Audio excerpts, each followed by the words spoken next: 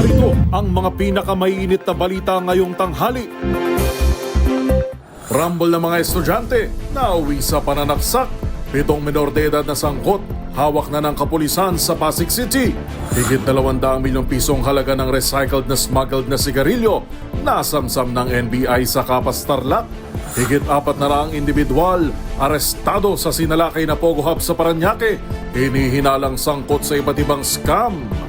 Sa MBC TV correspondents, 2 menor de edad na estudyante sugatan sa pananaksak sa labas ng eskwelahan sa Iloilo City. Sa MBC TV Sports, Gilas Pilipinas, bigo kontra Chinese Taipei sa FIBA Asia Cup qualifiers. At sa Showbiz Spotted, worldwide gross ng And the Breadwinner Is ni Vice Ganda umabot na sa 460 milyong piso.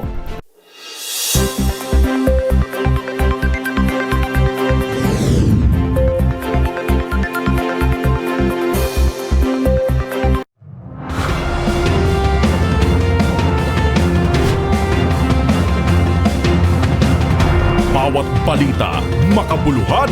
Bawat kwento, makapangyarihan. Boses ng Pilipino para sa Pilipino. Live mula sa MBC TV Studio. MBC TV Network News.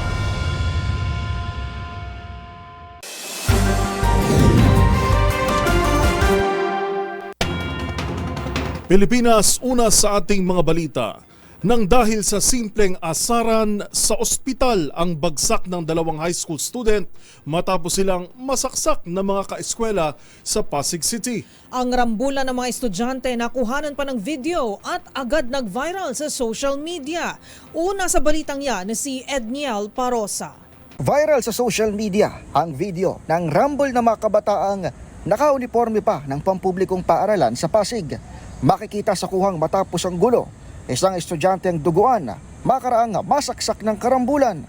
Sa panayam ng DZRH News, nakumpirmang mga mag-aaral ng Rizal High School ang sangkot sa insidente. 2 ang sugatan sa pananaksak ng kapwa mag-aaral, habang 7 minor de edad naman ang hawak na ngayon ng Pasig City Police, mga grade 7 to 10 students. Ayon kay Principal Richard Santos, stable na ang isa sa mga nasaktan habang kailangan namang operahan ng isang tinamaan umano sa baga. Then kaninang umaga po meron pong update yung nanay nung isa na kung saan ito po yung merong malupang tama na makikita po natin sa video. So as per mother po, kailangan po siyang operahan po dahil parang inabot po yata yung baga. Naku po. Ayon sa Pasig City Police, isa lamang sa mga sangkot ng nanaksak gamit ang na-recover ding folded knife. Nabatid na asaran lamang ang dahilan ng pagtatalong nag-ugat sa loob ng eskwelahan bago na uwi sa rambulan sa labas. Aminado si Santos na pahirapan sa kanilang masuyod o ma-inspeksyon ang lahat ng gamit ng mga bata dahil sa laki ng kanilang populasyon. Mas challenging on the part of our security personnel kasi we have less than 13,000 students, junior and senior high school BI. So talagang marami kami nakukumpiska na patalin. Talaga, no? So, ipang sa inyo, yung ating mga nakumpiskang patalin ay nakakaalarma ito kasi sa ating mga kabataan, lalong-lalo na sa ating mga magulang. Kinundina na pamalang syudad ng Pasig ang insidenteng isinangguni hindi lamang sa PNP, kundi maging sa Department of Education. Nakiusap naman ng LGU sa mga netizen na maging responsable sa pagbabahagi ng video para na rin sa proteksyon ng mga minor de edad. Para sa MBC TV Network News, ito si Edniel Parosa ng DZRH. Una sa Pilipinas, una sa Pilipino.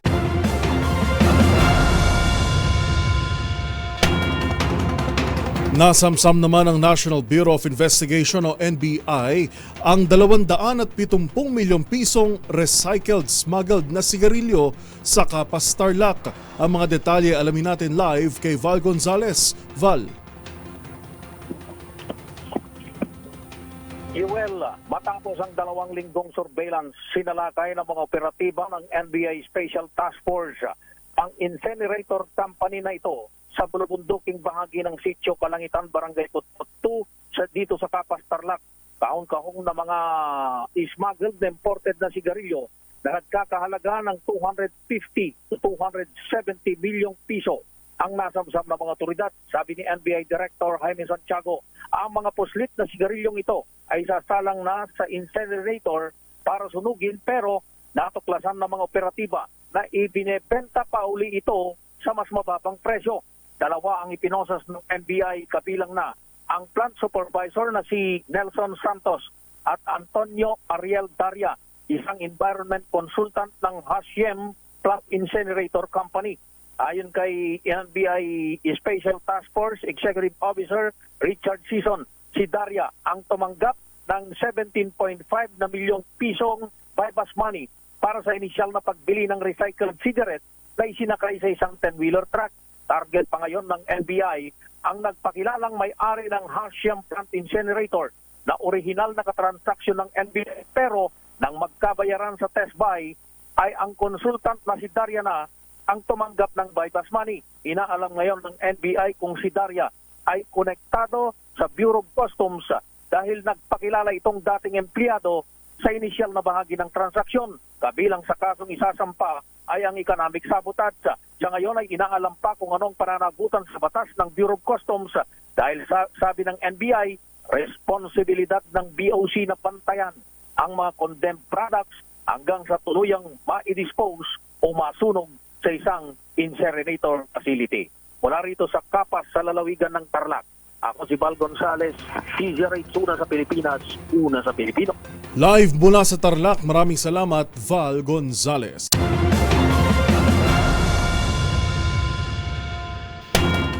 Himas rehas ngayon ang higit 400 na individual na pinaniniwala ang sangkot sa sinalakay na Pogo Hub sa Parañaque City kagabi. Ang iligal na Pogo posibleng pasimuno rin daw ng isang investment scam. Naritong balita ni Rose Babiera.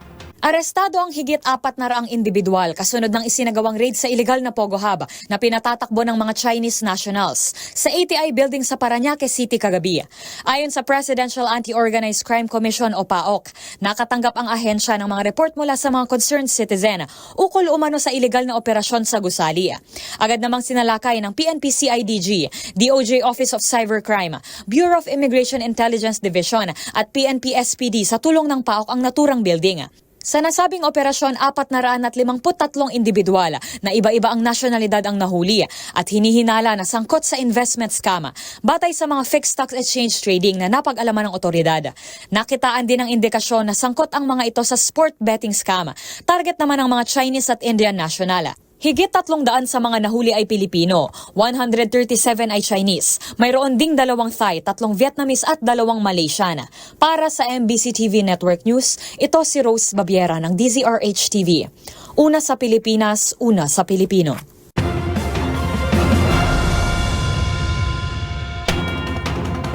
Now na!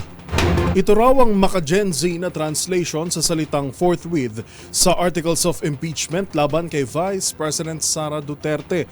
Paliwanag ng isang law professor, pwedeng magpatawag ng caucus sa Senado, alinsunod na rin sa konstitusyon. Una sa balitang yan, si Kyle Bulyas. Immediate, without interval, agad-agad sa wikang Filipino. At kung isasali naman sa terminong ginagamit ng mga millennial at Gen Z, now na. Ganito ang pagpapakahulugan sa salitang forthwith na nakasaad sa Articles of Impeachment laban kay Vice President Sara Duterte. Ayon sa isang law professor mula sa Ateneo de Manila University at De La Salle University na si Attorney Howard Calleja, wala pa sa kasaysayan ng impeachment sa Pilipinas ang ipinagpaliban ito ng 4 hanggang 5 buwan. Binigyang diin ni Calleja na kahit nakareses pa ang Senado, may kapangyarihan silang mag-convene alinsunod sa konstitusyon. Ang pinag-usapan nyo kanina, sir, yung forthwith, yung element, no? Sinasabing ngayon na, immediate, nauna. Meron din isang salita dyan na nakakalimutan ng iba, ang sabi doon, the sole jurisdiction for impeachment is the Senate. So pag sinabi natin sole jurisdiction, Senado lang po ang may kapangyarihan para sa impeachment court para to try the impeachment. So yun din ang very important dyan, na nasa sariling kapangyarihan ng Senado. Pinatutungkulan dito ni Calleja ang nakasaad sa Section 3, Article 6 ng Konstitusyon na nagsasabing tanging ang Senado lamang ang may kapangyarihan na magdesisyon kaugnay sa impeachment. Dahil dito, sinabi ni Calleja na maaaring magpatawag ng COCO sa lahat ng mga senador para mag-convene na bilang hukom. Samantala, nilinaw ni Calleja na kahit maglabas pa ng temporary restraining order ang Korte Suprema, ang mga senador pa rin ang masusunod kung ipatutupad ito. Paliwanag ni Calleja, nagkaroon na ng pagkakataon noon na naglabas ng petisyon ng Supreme Court pero hindi agad ito inadapt ng Senado. Nagsagawa muna anya ng botohan ng mga senador kung tatanggapin at ipatutupad ba nila ang TRO na inilabas ng Korte. Matatanda ang nagsumite ng petisyon sa Supreme Court ang company na VP Sara gayon din ang iba pang mga abogado mula sa Mindanao upang harangin ang impeachment trial laban sa Vice-Presidente. Para sa MBC TV Network News, ito si Kyle Bulias ng DZRH, una sa Pilipinas, una sa Pilipino. Naniniwala si House Majority Leader Manix Dalipe na minamanipula umano ng mga Duterte ang opisina ng Ombudsman para dungisan ang pangalan ng mga kongresistang pumabor sa impeachment ng Vice Presidente. Anya, desperadong paraan lang daw ito para gumanti sa kanila. Magbabalita si Milky Rigunan. Ginagamit umanong sandata ang ombudsman ng kampo ng mga Duterte para siraan ang mga miyembro ng Kamarang pumirma pabor sa impeachment ni Vice President Sara Duterte Carpio. Ay kay House Majority Leader Manix Dalipe, layunin itong gantihan umano ang mga kongresistang pumabor sa impeachment laban sa Vice Presidente. Reaksyon to ni Dalipe matapos dumulog sa ombudsman ang grupo ni Davao del Norte Representative Pantaleon Alvarez para suspindihin ang mga leader ng Kamara na inaakusahan ng pamemeke ng mga pampublikong dokumento sa issue ng budget insertions. Ayon kay Dalipe, ang panawagan ni Alvarez para sa suspensyon ay isang desperadong pagtatangka para sa pampolitika na paghihiganti. Sabi ni Dalipe na natiling matatag ang Kamara sa pagtataguyod ng transparency at accountability anuman ang political affiliations. Sa kabilang to, kumpiyansa si Dalipe na hindi magpapagamit ang ombudsman sa mga taktika at balakid ng mga Duterte. Muli ipinagtanggol ni Dalipe ang proseso ng pagpapatibay sa 2025 national budget ay transparent at ang aligasyon ng insertions ay walang basihan para siraan lamang si House Speaker Martin Romualdez at ang buong liderato ng Kamara. Para sa MBC TV Network News, ako si Milky Rigunan, una sa Pilipinas, una sa Pilipino.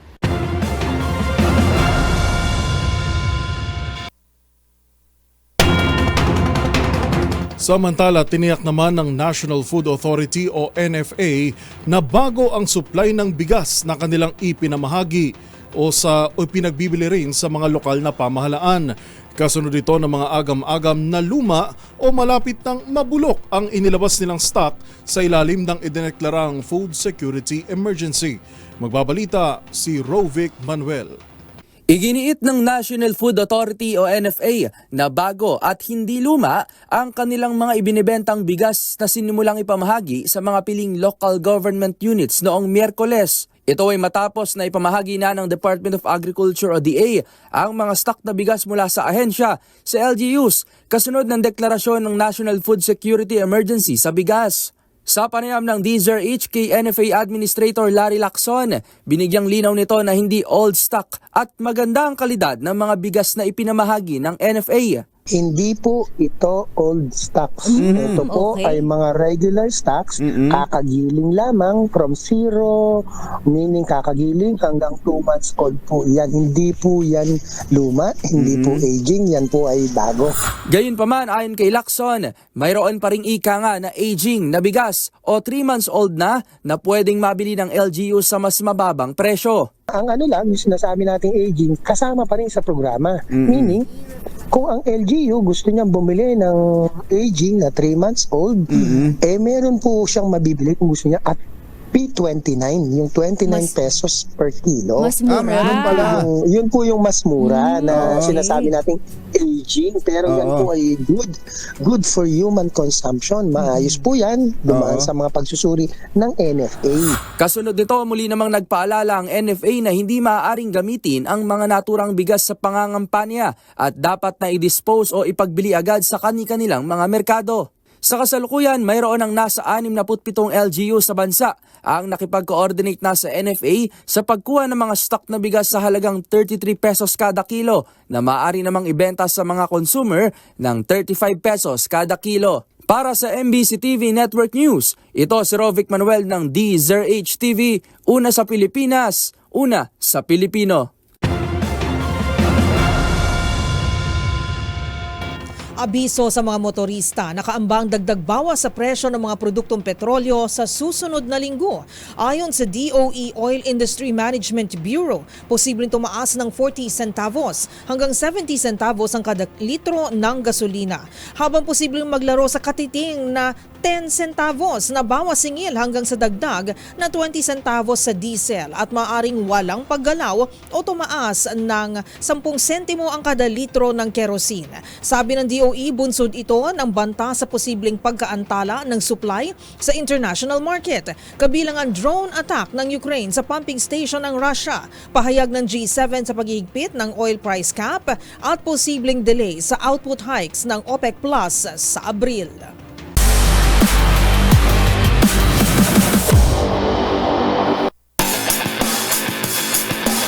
Sa mundo naman ng basketball, bigo ang Gilas Pilipinas na simulan ang huling window ng 2025 FIBA Asia Cup Qualifiers sa magandang laban matapos nitong mabigo sa kamay ng Chinese Taipei.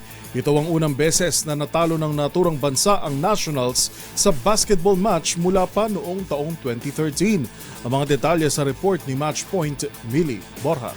Hindi kinaya ng Gilas Pilipinas ang matinding depensa ng Chinese Taipei matapos itong matalo with 91-84 final score sa kanilang FIBA Asia Cup Qualifiers match-up nitong Webes sa Taipei Yalping Basketball Gymnasium. Ito ang unang beses na natalo ng Chinese Taipei ang Pilipinas sa men's basketball mula pa noong 2013. Bumida si Justin Brownlee na may 39 points with 8 of 11 shooting, kasabay ng 8 assist at 6 na rebounds. Gayunpaman, hindi ito naging sapat para maiahon ng Gilas sa pagkatalo. Hindi naman nagpauli sa scoring si Dwight Ramos, delivering 15 points and 5 rebounds, habang si AJ Edo ay may 10 puntos, 6 na rebounds at 2 assists. Umabante ng hanggang 13 points ang Chinese Taipei, pero nagpakita pa rin ng magandang laban ng Gilas sa final period. Muling nakuha ng Pilipinas ang kalamangan with 80-79 matapos ang tres ni Brownlee sa nalalabing 3 minutes and 50 seconds ng laro. Ngunit agad itong sinagot ng Chinese Taipei nang ibalik ni Ting Chenling ang kalamangan sa kanyang tres at 84-82. Sumagot si Edo ng isang jumper para ilapit ang score, subalit nagmintis si Brownlee sa isang crucial na tira sa huling minuto. Dito na pinataob ng Chinese Taipei ang Gilas matapos ipasok ni Chun Xianglu ang isang crucial 3-point shot para mapalobo ang kalamangan sa 89-84 with 49 seconds remaining in the game. Sinelyohan naman ni Brandon Gilbeck ang panalo ng Chinese Taipei matapos ang isang slam dunk. Bagamat talo, sigurado na ang slot ng Gilas Pilipinas sa FIBA Asia Cup ngayong Agosto. Sunod nilang haharapin ng New Zealand sa huling window ng qualifiers sa February 23. Para sa MBC TV Network News, ito si Millie Borja ng DZRH TV, una sa Pilipinas, una sa Pilipino.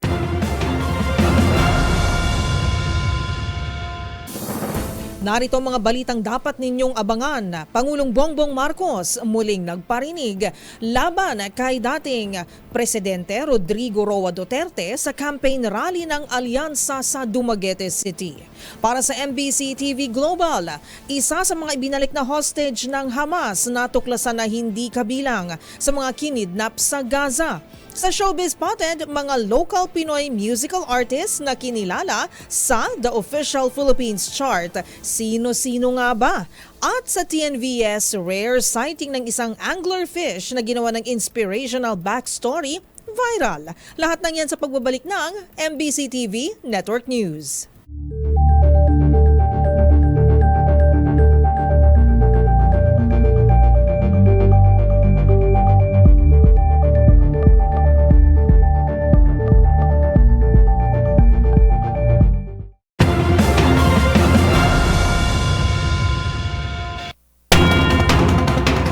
Naiuwi na sa bansa mga labi ni Police Colonel Pergentino Malabed matapos ang masaklap na pagkasawi nito sa plane collision sa Amerika.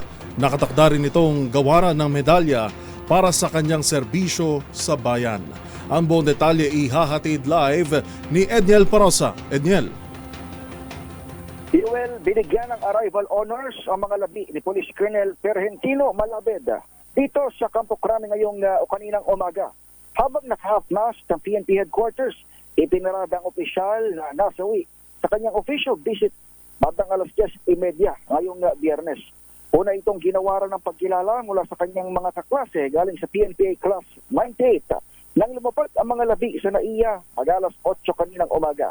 Kasama sumalapit sa 67 namatay makaraang sumalpok ang sinasakyan nilang passenger plane sa Black Hawk helicopter sa Washington DC sa Amerika ito lamang buwan ng Enero. Nakapag-inspeksyon pang opisyal ng 2,675 units ng all-purpose vests mula India bago lumipad pa Amerika para sa karagdagang pagsusuri. Kasado naman gawaran ng medalya ng katapatan sa paglilingkod at medalya ng katangi-tanging gawa ang hepe ng PNP Supply Management Division.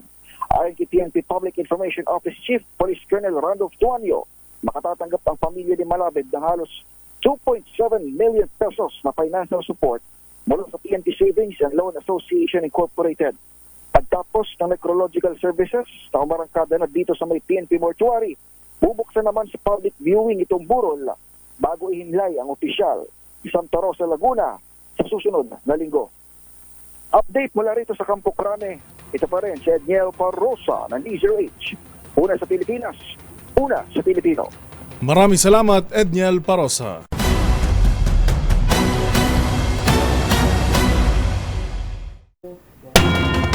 Tila muling nakatikim ng tirada si dating Pangulong Rodrigo Roa Duterte mula kay Pangulong Bongbong Marcos sa ginanap na campaign rally ng Alyansa Administration Slate sa Dumaguete City kahapon. Anya, pag-unlad at hindi takot ang dapat pagtuunan ng pansin.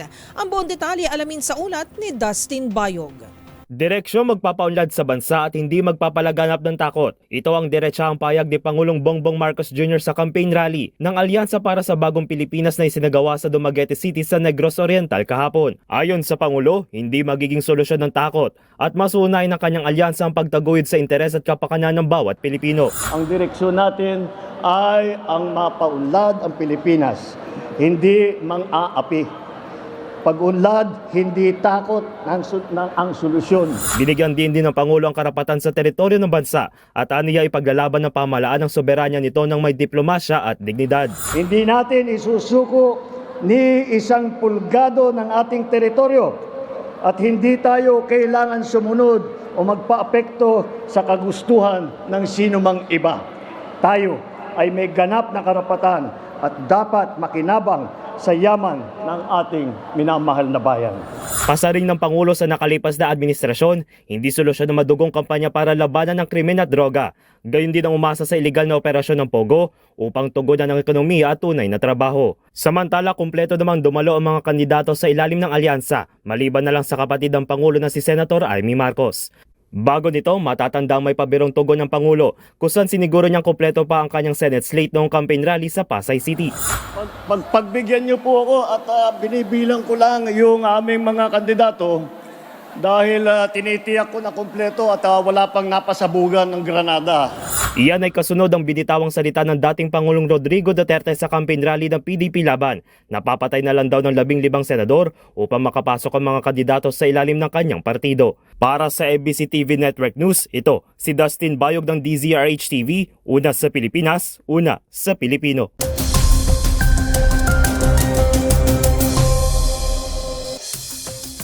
Sa ating ulat panahon ngayong araw ng Biyernes, bagamat wala ng sama ng panahon o ulanin ang malaking bahagi ng bansa dahil sa umiiral na weather systems. Asahan ang moderate to heavy at kung minsan intense na thunderstorm sa Quezon Province, buong Bicol at Visayas, gayon din sa Northern Mindanao, Caraga at Zamboanga Peninsula.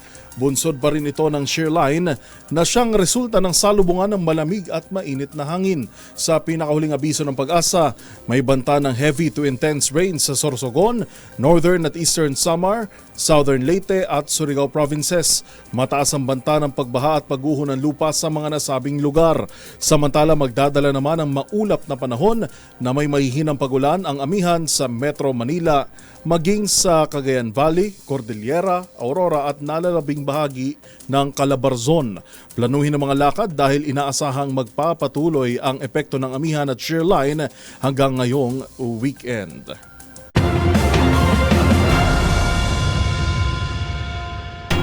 Samantala, nanumpa na ngayong araw ang bagong kalihim ng Department of Transportation na si Vivencio Dizon bilang kapalit ni dating Transportation Secretary Jaime Bautista. Kilalanin siya sa report ni Let Narciso. Miss Let. Nanumpa sa harap ni Pangulong Ferdinand Marcos Jr. ang bagong kalihim ng Department of Transportation na si Vince Dizon. Ginanap ang panunumpa nito sa Malacanang kanina. Isang linggo na ang nakalipas matapos i-anunsyo ng palasyo na si Dizon na ang uupong bagong Transportation Secretary. Ito'y matapos maghain ng resignation si outgoing DOTR Secretary Jaime Bautista dahil sa health reason. Si Dizon ang dating President and CEO ng Bases Conversion and Development Authority at naging COVID testing czar noong panahon ng pandemya. Pagkatapos manumpa ni Dizon ay agad itong humarap sa media kung saan sinabi nitong bigyan siya ng ilang linggo na makapaglatag ng mga planong gagawin para maisakatuparan ang naisip ng administrasyon na magkaroon ng episyenteng transportation system sa bansa. Utos anya ng Pangulo na pabilisin ang mga proyektong pangtransportasyon para maibsan ang kalbaryo ng mga Pilipino sa pang-araw-araw na pagbibiyahe. Sa press briefing sa Malacanang, inanunsyo rin ni Dizon na pinasuspindi niya ang nakatakdang implementasyon ng full cashless toll collection sa expressway simula sa March 15. Para sa bagong kalihim, hindi pa napapanahong maipatupad ang ganitong sistema sa NLEX at SLEX. Nakita naman anya kung paanong nagkabuhol-buhol ang mga sasakyan noong unang sinubukang ipatupad ito. Sabi ng kalihim, kakausapin niya muna ang toll operators at titingnan kung episyente na ang kanilang sistema. Naniniwala rin si Dizon na anti-poor ang cashless toll collection system. Narito si Secretary Dizon. The need to regulate should not result in making the lives of people difficult. Dapat gumiginhawa ang buhay ng tao, hindi pinapahirapan. Di ba? Itong cashless na to, tingin ko, pagpapahirap ito eh. Kaya hindi ako naniniwala dyan. Para sa MBC TV Network News, ito si Let Narciso, una sa Pilipinas, una sa Pilipino. Maraming salamat, Miss Let Narciso.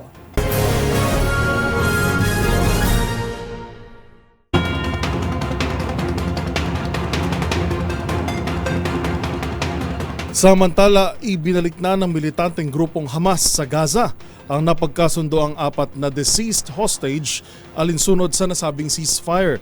Ngunit isa sa mga ito hindi raw kabilang sa listahan ng kanilang mga nadakip. Yan at iba pang mga napapanahong balita mula sa iba't ibang panig ng mundo sa Global Headlines Report ni James Galange. Pinalaya na ng militanteng grupong Hamas ang 4 na deceased hostages na uling hawak nito mula sa Gaza. Ngunit napag-alaman dito na hindi match ang isa sa mga binihag at hindi kabilang sa mga nadakip sa rehiyon. Ayon sa militar ng Israel, 2 sa mga ito ay mga sanggol, isa ay may edad na 4 na taon at ang isa naman na ina ng mga sanggol ay hindi matukoy bilang isang hostage at wala pang pagkakakilanlan. Dahil dito, maituturing umano ito na isang matinding paglabag sa ceasefire deal at asahang makakaapekto sa tumitindi at nagpapatuloy na negosasyon sa pagitan ng dalawang grupo. Samantala, 3 bus naman ang sumabog sa Israel dahil sa hinihinalang terrorist attack matapos makitaan ng bomba ang loob ng sumabog na sasakyan.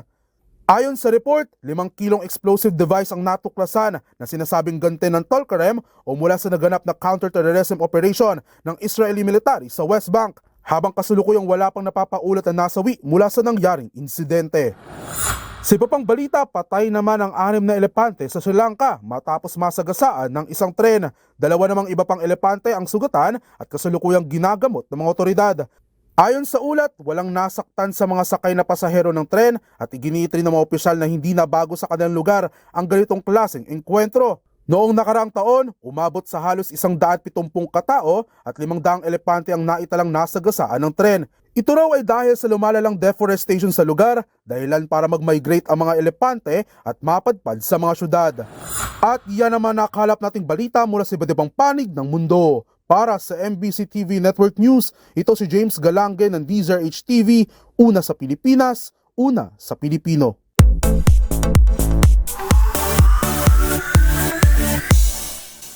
Nagsama-sama ang ilang OPM stars sa nagdaang launch party ng The Official Philippines Chart at dito nakatanggap ng parangalang Nation's Girl Group BINI at palagi hitmaker na si TJ Monterde. Narito ang report ni Showbiz Angel.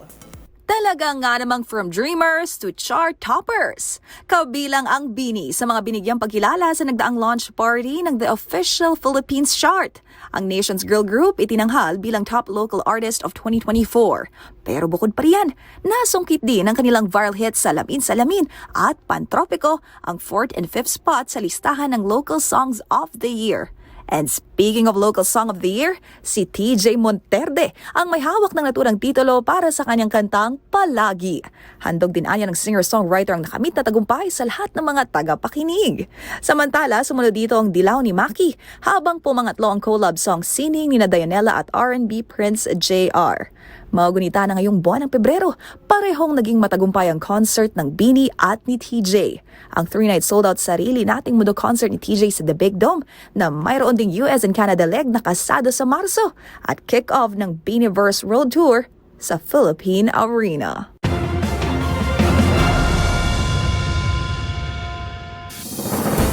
Abangan sa aming pagbabalik sa Bakit Ikaw DZRH Election Series Senatorial Candidate Attorney Sonny Matula.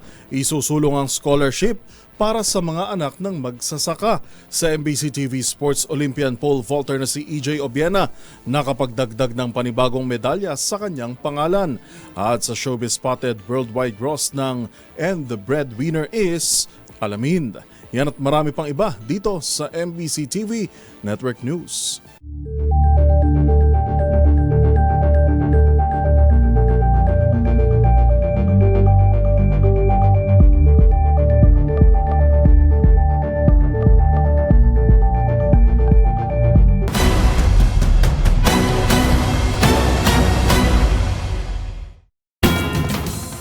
Kung papalaring may upo sa Senado, isusulong ni Atty. Sonny Matula ang pamamahagi ng scholarship sa anak ng mga magsasaka. Nangako rin ito na magiging kaisa sa laban ng mga contractual employees at single parents. Ang Bakit Ikaw DZRH election interview kay Atty. Matula, panoorin sa report ni Wina Hesoro. Tututukan ni Atty. Sonny Matula ang pamimigay ng scholarship para sa mga anak na magsasaka at manggagawa. Sa Bakit Ikaw series ng DZRH para sa midterm elections, ibinahagi ng tumatakbong senador ang kanyang mga isusulong sakali mang siya ay palarin. Una na rito ang scholarship. Scholarship para sa mga anak ng manggagawa at anak ng mga magsasaka. Kaya Workers and Peasants Party tayo kasi sila yung naiwanan sa takbo ng ating lipunan at ng edukasyon lamang po ang makatulong sa kanila na umangat at lumabas sa kahirapan. Naniniwala rin si Matula na dapat tulungan ang mga manggagawang Pilipino, lalo na ang mga nakakaranas ng contractualization. Pagtutok doon sa kasiguruhan sa trabaho, ginagarantiyahan ng ating konstitusyon na dapat ang mga manggagawa na sa permanenteng posisyon ay dapat permanente. So dapat walang kontraktual sa regular na trabaho. So wakasan natin yung 555, yung Indo na yan, na permanente naman ang kanilang trabaho pero ang tao ay disposable. Habang sa sektor naman ng agrikultura, dapat na umano itong gawing moderno. I-moderno natin ang agrikultura at patungo doon sa agro-industrialisasyon na makalikha ng maraming trabaho. Tututukan niya rin kung paano matutulungan ang mga single parent. Dapat may affirmative action tayo lalo na sa mga single mothers. Ang isang pamamaraan dyan sa kasalukuyan ay mayroon tayong work from home law na maaring mapakinabangan ng mga nasa bahay lamang. Kinakausap nga natin dito si Secretary Benny Laguesma na dapat yung information campaign para doon sa mga jobs online ay malaman ng taong bayan para mapakinabangan naman ito. TESDA, yung Technical Education Skills Development Authority na matulungan yung mga single mom sa pamagitan ng pag-upgrade ng kanilang skills at pag-upgrade ng kanilang mga kaalaman. Samantala, binigyang diin ni Atty. Matula na ang Senado ay hindi korporasyon ng mga magkakapatid at magkakamag-anak. Senado, hindi private corporation yan. magkakapatid, magkamag-anak, ang iluklok natin dyan, isa ay tama na. 110 million yung mga Pilipinos natin. 24 yan. Oo, 24 lang yan. No? Tapos magkakapatid pa. So, huwag nating dalawa, tatlo o i-dominate nila ang Senado na kabilang lang sa isang o dalawang pamilya. Para sa MBC TV Network News, ito si Wina Hesoro nag-uulat para sa DZRH. Una sa Pilipinas, una sa Pilipino.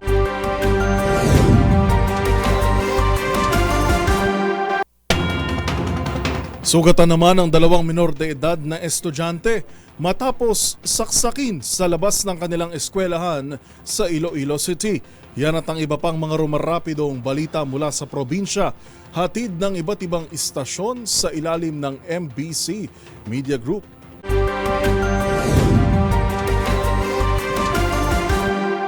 Sugatan ng dalawang estudyante ng Iloilo City National High School sa pananaksak sa labas ng paaralan. Ang mga biktima na pawang mga lalaki ay 13 anyos na grade 7 student na nasugatan sa braso at 17 anyos na grade 12 student na may sugat sa likod.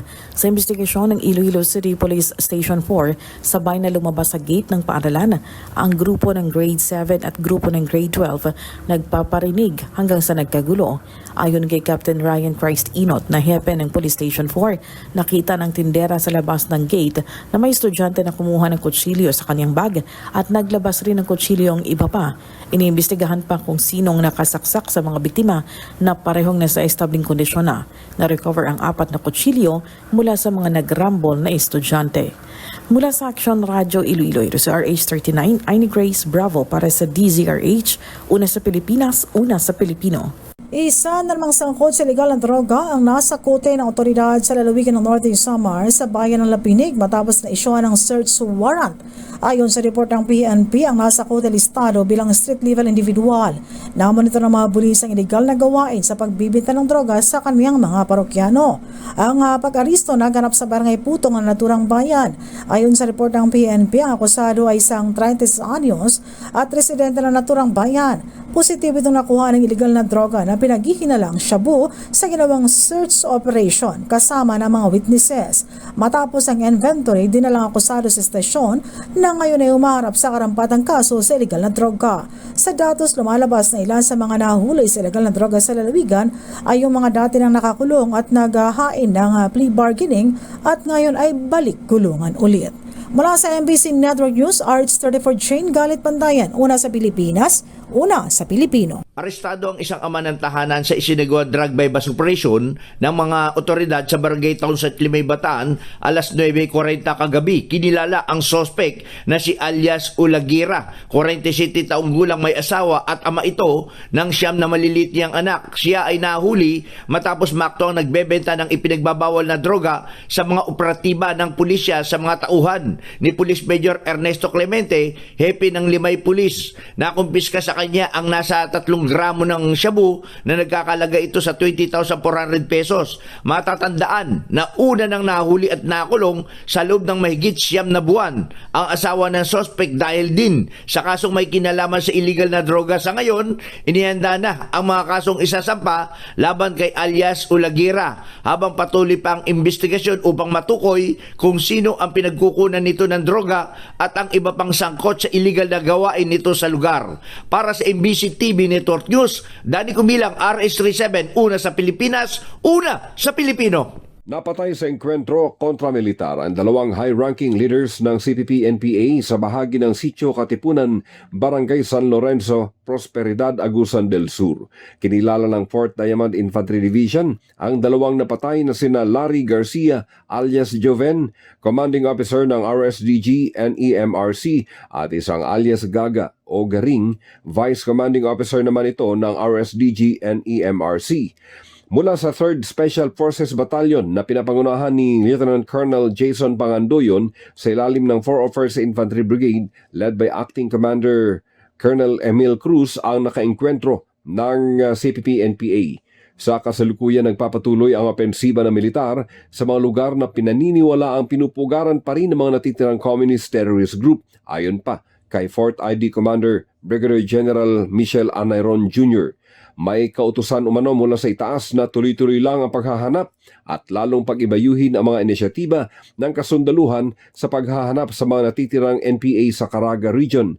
Ito'y matapos mapatay sina Maria Solarte at Larry Garcia. Mula sa Central Mindanao, RH19, June Di Makutak, nag-uulat para sa DZRH, una sa Pilipinas, una sa Pilipino.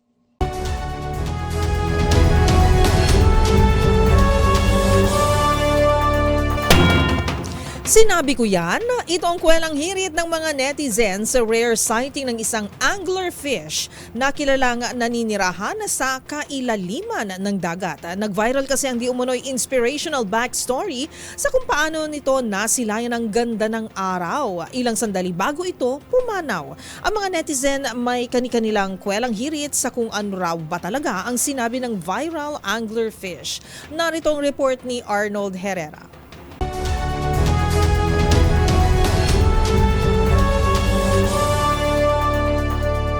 Isang isda, daan-daang kwento. Naging usap-usapan kamakailan ang pambihira at posibleng kauna-unahang sighting ng isang abyssal humpback anglerfish malapit sa surface ng Tenerife sa Spain, ilang oras bago ito pumanaw. Bilang sanay ito sa kalaliman ng dagat, maraming nagulat na nakarating ito malapit sa surface ng tubig. Hinala ng ilang scientists, posibleng may kinalaman sa El Nino phenomenon ang pag-angat nito sa baybayin. Posible rin daw na nakakain ito ng isda na may swim bladder, kaya nabuhat ito paangat. O di naman kaya ay tinulak ng underwater volcanic activity. Ang munting kwento na ito, nanganak ng marami pang kwento. Ang pinaka nag-viral, mistulang poetic daw ang pagkamatay nito dahil buong buhay itong namuhay sa dilim pero sa kakaibang laro ng tadhana ay nasaksihan nito ang liwanag ng araw bago pumanaw. Sinamahan pa ito ng tila caption na so beautiful na parabang ito ang nasambit ng anglerfish. Agad naman itong ginawang biro ng mga Pinoy at naglabas ng kani-kanilang entry sa iba pang posibleng sinabi ng viral na isda. May nag-emote, may tila naging explorer, may isa pang ginawang social media posting ang pag-angat ng isda. At mayroon pang inedit ang video ng isang babae para magmukhang anglerfish. Wow, makakasama ko talaga si Jesus. Wow, ang ganda pala ang langit, ganon. Gusto mong makita ang nasa paligid. Dinala ng mga labi ng isda sa Museum of Nature and Archaeology para mapag-aralan. Para sa DZRH TV, ito si Arnold Herrera. Una sa Pilipinas, una sa Pilipino.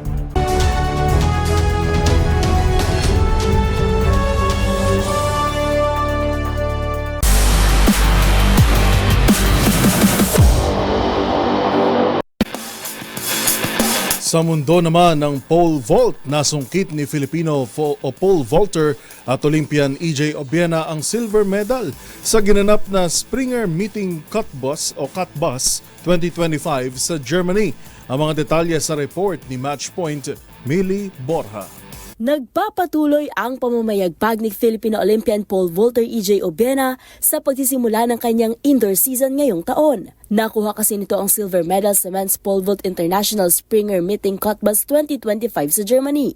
Na-clear ni EJ ang 5.65 meters para tuluyang makuha ang ikalawang pwesto. Nanguna sa naturang torneo si Sam Kendricks mula USA na tinalo naman ang 5.75 meters habang pumangatlo sa pwesto si Bocan Dalita Bere ng host country na may 5.65 meters. Magugunitang ito ang ikalawang magkasunod na podium finish ni Obiena matapos niyang makuha ang gintong medalya sa Orlen Copernicus Cup na ginanap naman sa Poland. At yun ang mga latest updates sa mundo ng sports.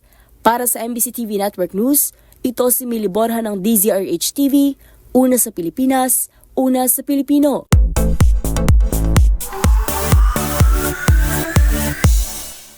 Isang victory party ang idinaos ng mga bida ng 50th Metro Manila Film Festival na And the Breadwinner Is. Ang worldwide gross kasi ng pelikulang pinagbibidahan ni unkabogable star Vice Ganda umabot na sa 460 million pesos. Narito ang report ni Showbiz Angel. Talagang winner ang And the Breadwinner Is ni unkabogable star Vice Ganda. Ang worldwide gross ng comedy drama na entry sa 50th Metro Manila Film Festival umabot na sa 460 million pesos as of February 20. Sa IG story nga ng TV host actor na si Jong Hilario, ibinahagi nito ang ilang kuhang larawan mula sa kanilang victory party. Siyempre, present si Meme Vice, ganyan ang co-stars sa sina Eugene Domingo, Gladys Reyes, Malu de Guzman at ABS-CBN Executive Cory Vidanes. Nagpaabot din ito ng pagbati sa direktor ng pelikula na si June Robles Lana. Habang si Vice naman, labis din ang pasalamat sa lahat ng mga nanood ng pinagbidahang pelikula kung saan ito gumanap bilang si Bambi. Magunita na kamakailan lang nag-uwi ng 3 parangal ang And the Breadwinner Is, kabilang na ang Film of the Year sa Platinum Stallion National Media Awards na personal na tinanggap ni Vice Ganda. Samantala, sa Marso nakatakdang ipalabas sa Japan ang And the Breadwinner Is bilang bahagi ng Osaka Asian Film Festival 2025.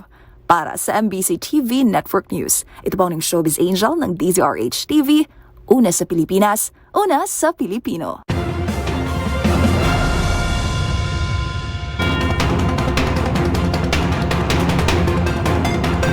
At yan po mga nakalap naming balita ngayong araw ng Biyernes. Ito si Yuel Reyes. At ako naman po si Karen Oyong. Magkita-kita tayong muli bukas. Hindi bukas, sa darating na Lunes. Sorry naman, masyadong masipag. Sa Lunes na po. Para sa mga balitang makabuluhan, mga kwentong makapangyarihan. Hatid pa rin ang boses ng Pilipino.